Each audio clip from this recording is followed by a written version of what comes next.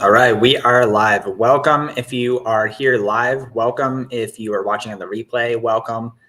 Today, I'm going to be talking about how I have very much so been an FBA seller for a long time, hardly done any FBM whatsoever.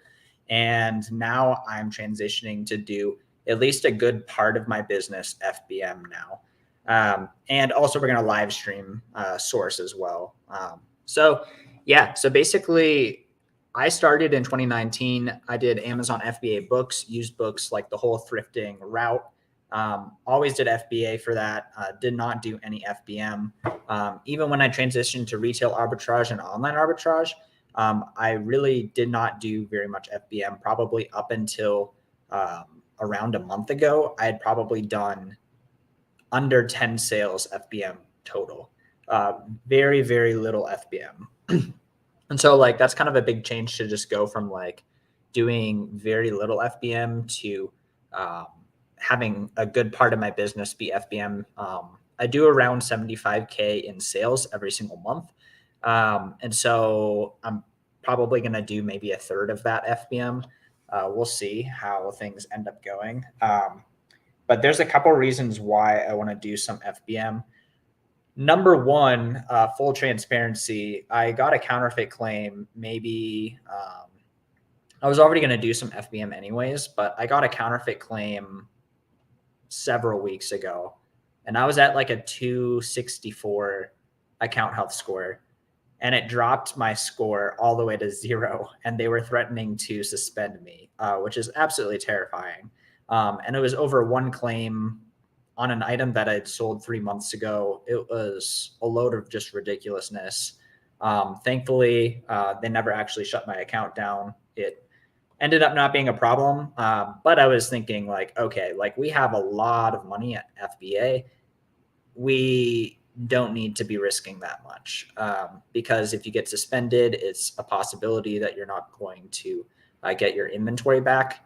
So that is one of the reasons. And then another reason, just in general too, is a lot of the items I'm sourcing are pretty low competition. And so you can literally just get in stock FBM. FBM has a share of the buy box. And so, like, why not just sell it almost immediately rather than wait for that 1 to 3 weeks inbound time? Which is the other reason, like FBA, there's inbound time, and people always talk about Q4, about how you can really leverage FBM to make a lot more money because the turnaround time is so fast. With FBA also having slower check-in times at that time of year. So I figured I'd just go ahead and get started early and actually learn how to do it and get more and more into it. So yeah, that's kind of why I've started. So far, it's been really good. Like I'll list stuff, and almost every day there's a sale that happens right after I list my items. I'm doing primarily eBay to Amazon. So I'm really targeting stuff that's low competition, stuff where the FBM is going to get the buy box, or there's just no buy box, but it's an item with demand. We got Andres in the chat. Hey, dude, what's up? Good to see you, man. So I'm going to go ahead and live source. I think I might just load up FlipMine and just see what we can find. So yeah, let me share my screen here. Get signed in.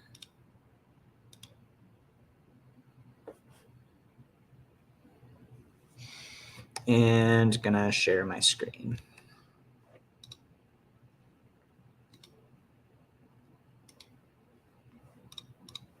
And there we go. All right, so we should be on. Let me know if you guys can see. But basically what I do when I'm sourcing FlipMine, definitely not the only way that you can source eBay to Amazon. There's a lot of other ways that you can do that. But I do like FlipMine quite a bit. Oh yeah, and this is just the random filters. So we're gonna refresh the page.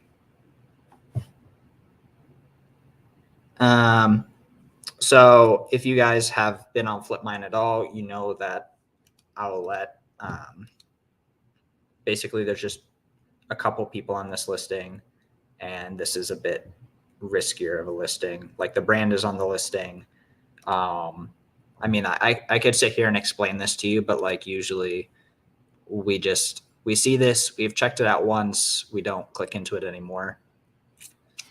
I'm also looking at the eBay image and the Amazon image. Like, is it even the same? And in the eBay image, is it like actually boxed and new the way that I would like it to be? So I don't think I'd want to sell something. Actually, let's take a look here. I don't think I'd want to sell something like this, but I guess for a cord like this, I'd have to click in and see. Yeah, so this is just doesn't seem like what I'm looking for here. I don't have my Ungaten Funkos, but this looks good. Maybe I need to go get my Ungaten Funkos. I wish I was unrestricted in HP Inc. A lot of it's expired anyways, and so you can't sell it. But there's so many opportunities with HP Inc. If you are able to, it seems like a really good thing to do. This is going to be a video game to high rank. This isn't in the box, so I don't think it would be good. Plus, they're stock pictures. Plus, it's not even that good. It's pretty good. So what we could do, though, is, well, first of all, I'm gated. But what you can do is if you see something like this that, looks pretty good, but it's a stock picture, for whatever reason, the price is wrong, you don't want to buy it, you could still look it up on eBay. Seller Amp, I think, has a button for it, but I use RevSeller as well, and you can just do it like that. And you could filter by lowest first and by new, which is interesting. Oh, 3 filters. Okay, I was going to say, this looks too good to be true. So I guess it's the same UPC for the 1, the 2, and the 3. So it seems like everyone's listing under stock photos. This is something you could potentially buy at FBM and make sure that it's the right item. So you could do that, but I'm neglecting chat. So we got Andres in the chat. Damn, those were some worrying stuff you just shared for E to A sellers. Yeah, I mean, that's always the risk that you are taking when you're going to do E to A, because almost for sure you're not going to get suspended, but like it is a possibility. So it's like you need to make sure that you are risking what you're willing to lose, knowing that it's probably not going to happen. And I mean, like, I mentioned that story, but I've had countless other claims that like literally just get removed, or they go on my account and nothing really happens. Like I lose like 4 points. So I get a lot of claims and not much happens. So that was the one out of a lot of other claims where something actually happened. And then even in that situation, like nothing ended up happening. It was just worrisome. So I'm just like, I should, I've done really well. Let's take some money off the table, We got Andres saying, what category was that item you sold? Any red flags you could think of that you should have looked at before? So the thing that the reason I was cracking up here is because number one, so I got this like 3 weeks ago. And it was for an item that I sold in June. I sold one of the items and I sold it in June. So maybe I should have gone back and deleted my listings, but that almost never like matters. And it did end up getting removed. It was actually for an incinerator filter, which is owned by Whirlpool. and I guess Whirlpool is not into resellers, at least for that item anyways. So what is that? I think that's in the tool category. Ironic enough, I'm sourcing water filters. It's a similar thing. But I've sold water filters and it's been fine. I think it was just that item.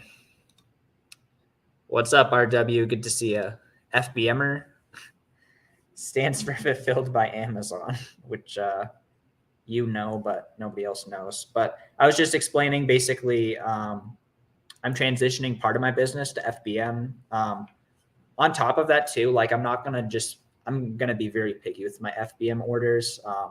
Like I'm not going to just be FBMing like these 20% ROI, like $4 profit items. Like if I have to like actually go through the process of shipping an item to a customer, like it needs to be like pretty profitable. Like I'm literally setting my profit criteria to, if we're only selling 1 unit, like if it's going to be a 1 unit a month thing, it needs to be $40 profit, which the high ASP really helps with that. Or if it's multiple, we'll do stuff that's like $10, $15 profit, assuming it sells quick and we can get multiple units. But like, I'm not going to like walk all the way downstairs and ship like a $4 item. You know what I mean? Like a $4 profit item. That's just, right now I'm a one-man show when it comes to my shipping. So maybe at some point, if I delegate that out and like it makes sense, I'll move to that type of stuff. But like I'm no Amazon lit. Like if I stick to my high ASP, like it's really good time efficiency. RW said it worked for me and the large coffee makers. Yeah. And so it's kind of amazing too. I was like completely FBA before. And I was aware that a lot of my competition was FBM. Like I would sell like $400 items, $500, $600 items. And like almost everyone in the listing was FBM. Even in some cases where it's like $50, $100, $150, $200 items, people would still FBM on these listings. And I'm like, why are all these morons FBMing? I think I was like, really like, do these people just like want to work all the time? So yeah, I think it's underrated though. Like it was underrated in my mind anyways. The cool thing about FBMing, especially for those large items like the coffee makers that you were talking about, or like for me, printers, like I like printers, typewriters, just Blu-ray players, other stuff like that. That's just larger. You don't have to ship it to Amazon and then they like check it in and then they put it on a shelf, and that whole time they could have dropped it or like had to ship it one way, and then they're the one shipping it to the customer. And so it's like 2 legs of the trip instead of just like, okay, get to my house and then I can ship it as in whatever way that I want. That way I actually make sure that it gets to the customer safe. Andre says, yeah, I mean, once you get good at eBay sourcing, it's just so hard to stop doing completely. Yeah. And I mean, I'm definitely not done with E2A. Like I'm still going to probably do E2A for quite a while at this point. But yeah, I mean, like I'm like, if there's, you know how like there's, in a lot of video games, there's like skill levels that characters have.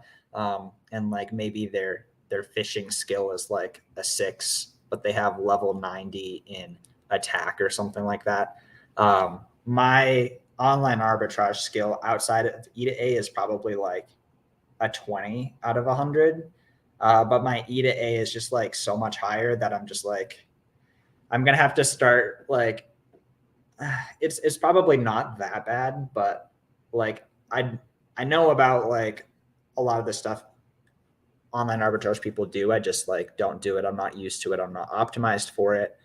I don't know how to understand like the supply of stuff. Like on eBay, I just like look at the solds, look at the current supply, take a look around Poshmark, Mercari, Facebook Marketplace, and I'm like, all right, there's none of these in stock anywhere. Like nobody can find this. I'm pretty safe on this. But with online arbitrage, like I don't necessarily know how much stock there is, which is a problem. Like if someone can literally just buy the inventory you're selling right now, that's a risky place to be. Like there are times with eBay to Amazon where I literally don't even make a purchase because I'm like, there's like 5 units here that are profitable. Like, and like we can only sell 1 or 2 of these a month. Like I'm not buying this. Like another 4 people are going to come on the listing and there's going to be too much supply and not enough demand. So like all that to say, like I would just be kind of in a different space if I just did OA. I'm sure I could learn it probably, but yeah.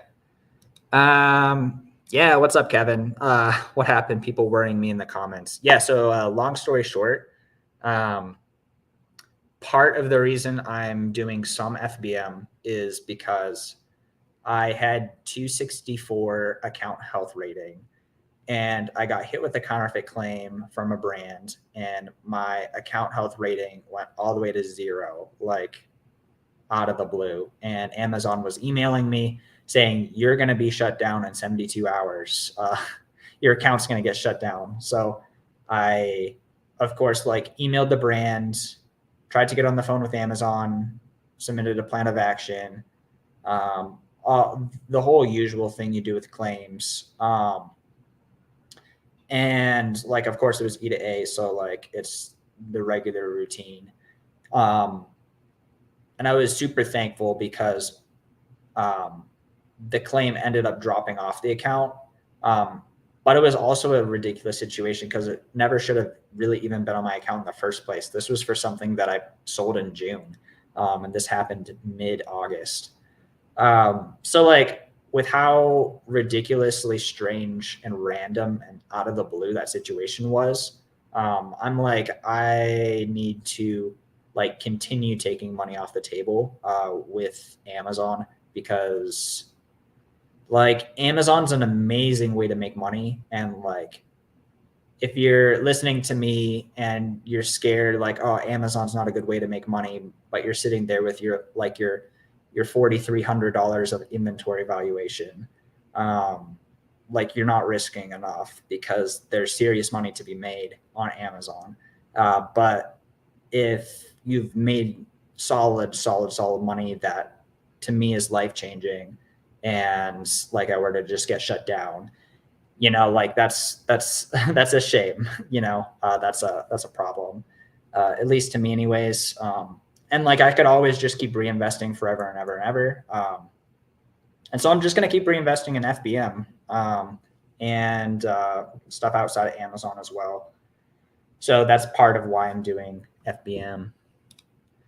If I remember, there's less Amazon fees also. Yep. And so for some of these items too, like if you're good at shipping, you can make more money. Yeah, I mean, probably the biggest pros to FBM are the inventory is like in your control. You have it, which is cool. It's also a con though, because there's more work to do. So eventually hiring someone would probably be good. And then also the turnaround time is so good. So like, here's a little thing I think about a lot when it comes to FBA and merch fulfilled, thinking about the cash flow cycle, because some people think like, oh, I need to just spend X amount per month. And if I just spend that amount a month, like I will like be able to hit the sales that I want. But it often ends up taking more money than they think because they don't realize that the whole cash flow cycle of FBA is usually going to be over 2 months. So let's say you buy something today. It takes a week to get to your prep center. Your prep center takes a week to ship it.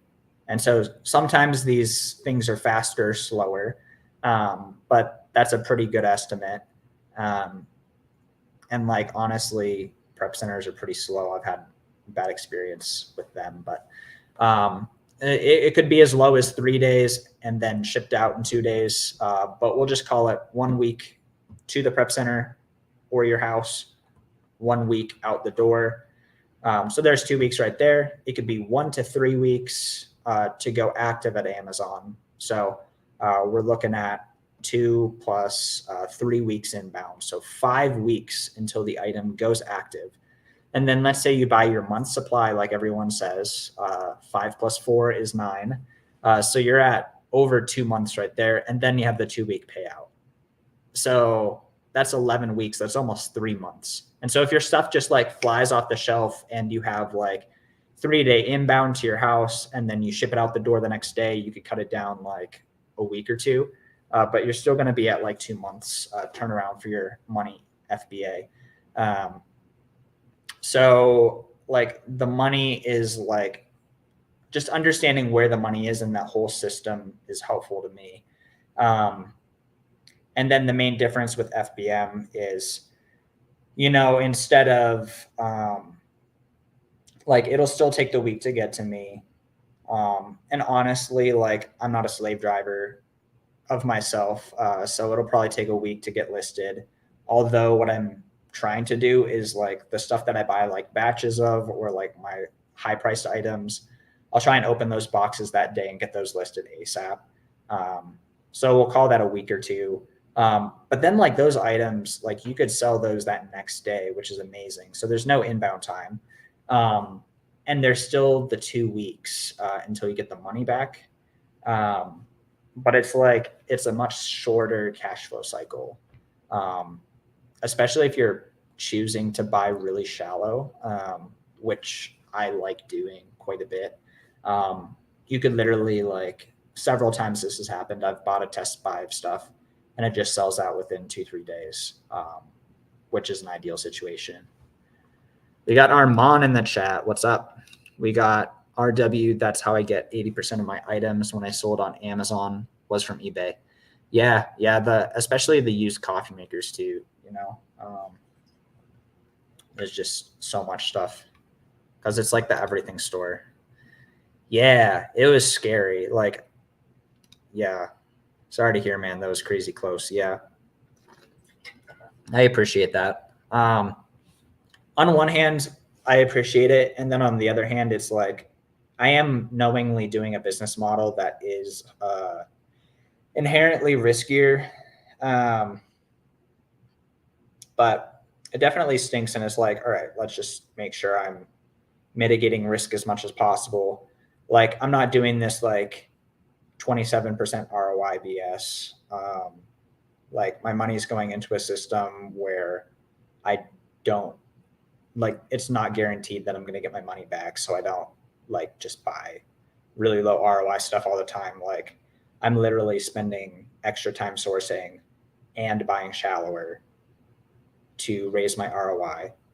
So that's the approach that I've been taking a lot of this year. So profit margin has been really, really good. I'm not going to just buy something just to hit spend goals. Like I care about potential profit goals. So been raising my ROI a lot. RW says I'm all in with KDP, easy money, and I only have to do the work once per book. So KDP, is that a Kindle publishing? KDP Amazon. I'm just Googling it. Okay. So you're self-publishing books. Nice. So do you have like,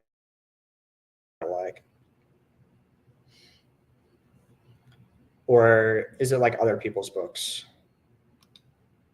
But sweet. That's awesome. Like love to see it when like you can actually make money with something that like you can do upfront and then kind of be done with it. I'm going to go ahead and share my screen.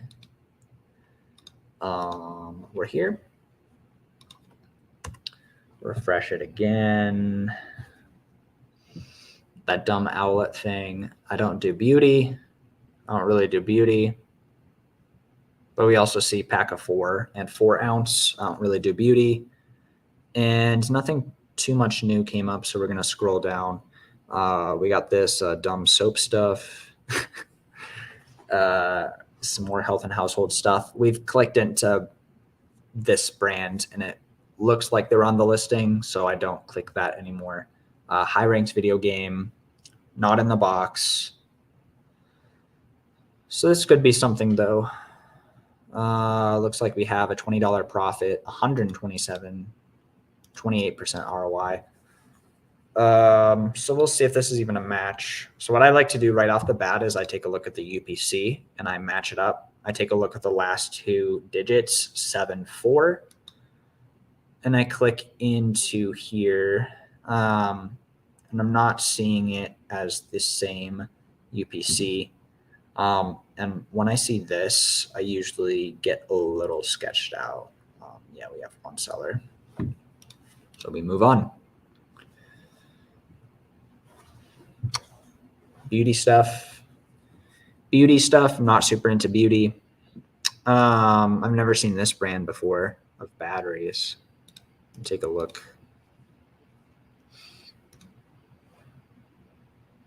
Looks like I'm gated.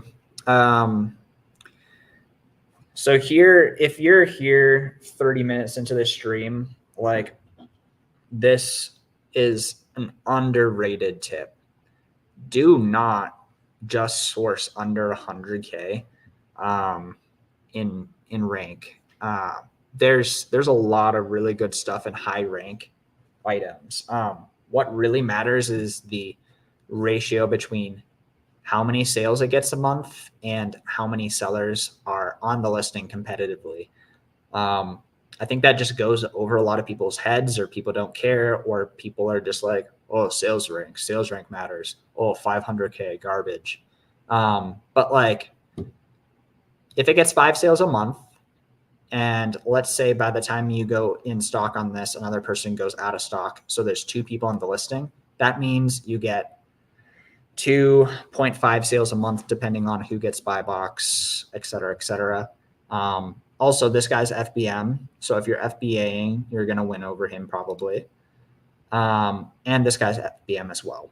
So it's like, if you come in FBA with this, you're probably getting 2, 3, 4 sales on this every single month. And this is an $80 item. So who gives a care if this is 500K in tools and home improvement? Like, nobody gives a care. So like, hopefully that helps someone, because good golly, like, sales rank does not matter, man. Like, but let's take a look here. The thing is I do get sketched out with my batteries because there are lots of people doing knockoffs of batteries.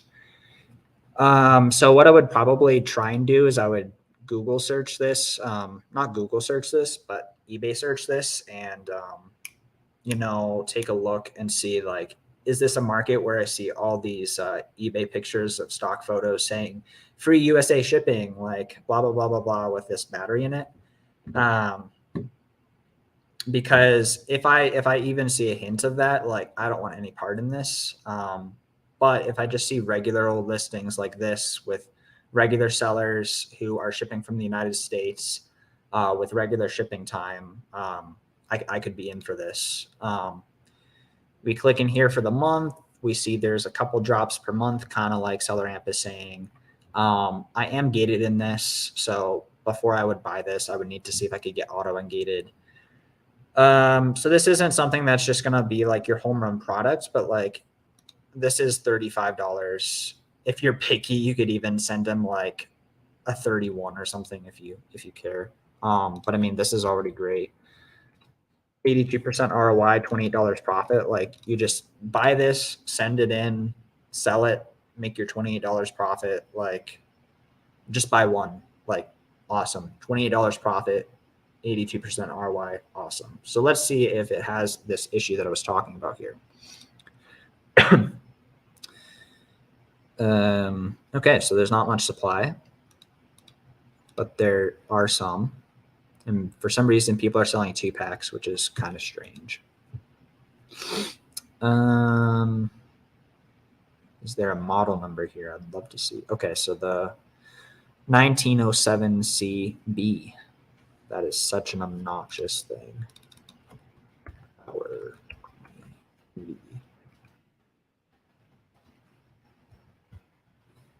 And like I might do all this research and it's just gone. I would definitely do all this research if you're just like never sold something before.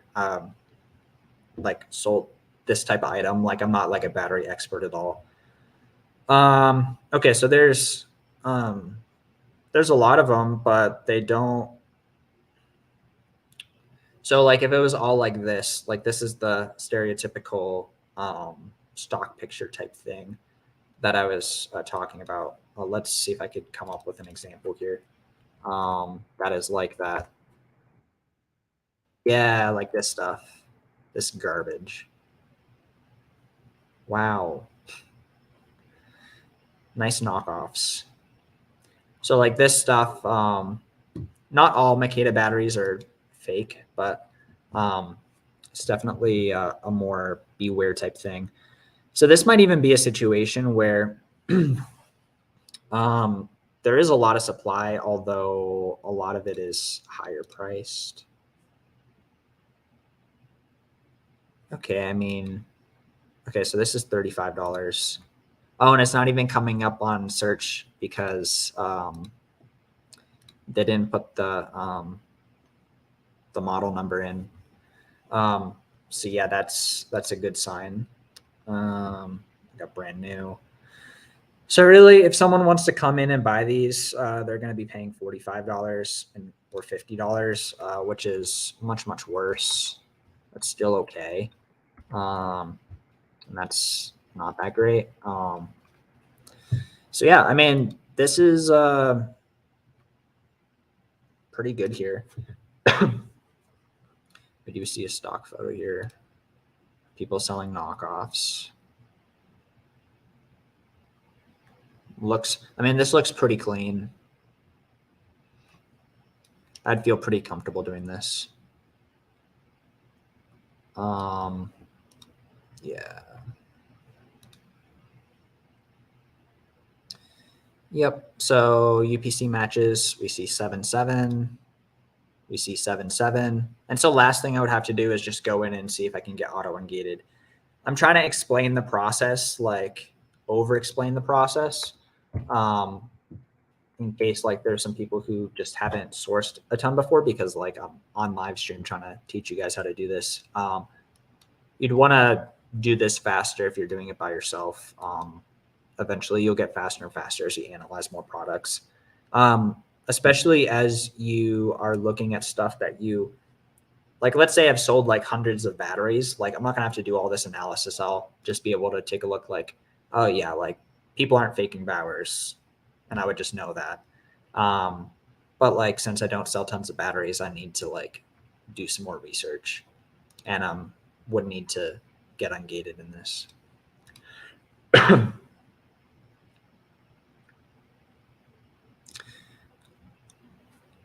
Okay, so you make the books. Heck yeah. Make some how to sell coffee makers on Amazon.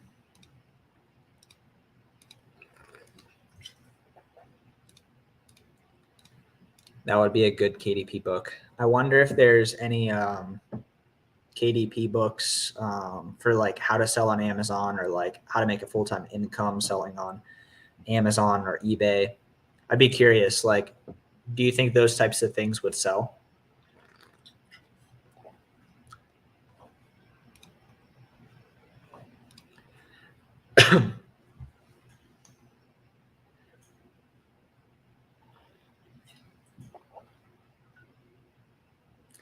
Hey, there's a good idea. I'll split it with you.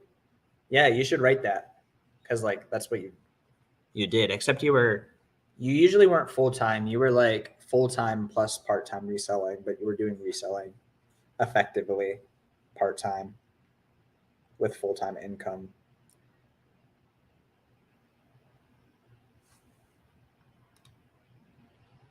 So that topic would be a slow seller.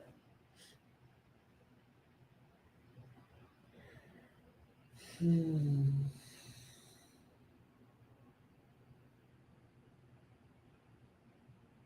Yeah, I'm also like nerding out too. Like I cleaned out my basement and made the whole area a little bit more efficient and easier to actually ship stuff. Like I bought a big trash can and like two more tables. Um, Looking to like hit Q4 pretty hard FBM. We'll see how it goes. I'm also making if you're this far in the video as well and you haven't seen episode 1 of the 100K at 100% ROI in 100 days video, definitely check that out. That's a series that um, episode 2 will be coming out in probably 3-4 days. But basically, what I'm trying to do is spend 100K at 100% ROI in 100 days. I mean, it's kind of what the title is, but I'm trying to do really high ROI stuff because, like, kind. I guess it's like how do I explain why I just like high ROI, and it's like if there's discontinued items where there's not a ton of people in stock, like it's possible. Or if you send really like smart offers on like the right items, like it's definitely possible. Like you don't have to be sourcing 25% ROI stuff. There's a lot more out there. My wife can park her car in the garage now. I'm super thankful that I have the basement to do that. Um, but yeah, that's sweet that you're doing KDP and like that takes up much less space. Like it doesn't take up space at all, which is amazing. But thank you guys so much for getting on the stream and learning with me. If you are new here, feel free to subscribe. That definitely helps me out. Also, if you're wanting to support me more and you are an online arbitrage seller, I do have a link for chase cards that I use to basically make sign up bonuses for. So this year, I've made an extra $4,000 just from sign up bonuses. I did probably 4 chase cards, 2 US bank cards, and I basically just spend my inventory on those cards to hit the sign up bonus, and I make anywhere between $400 and $900 on each one. So I have a link for that. You make some money, I make some money in the description below, but no pressure to do that at all. Also, I do have a free Discord, and the link is also in the description. So if you want to connect more, that's a great place to do so. I'd love to see you there, and take care.